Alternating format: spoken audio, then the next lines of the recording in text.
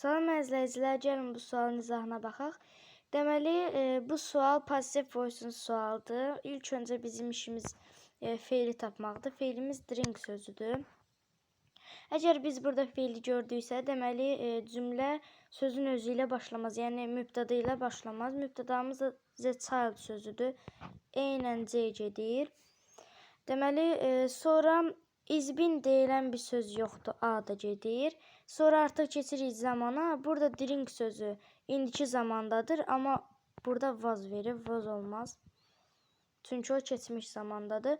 Deməli, cavab olmalıdır D variantı. İndi tərcümə eləyək. Deyir ki, the child drinks milk every morning. Deyir, uşaq hər səhər süd içir. The milk is drunk by the child every morning. Süd hər səhər uşaq tərəfindən içilir.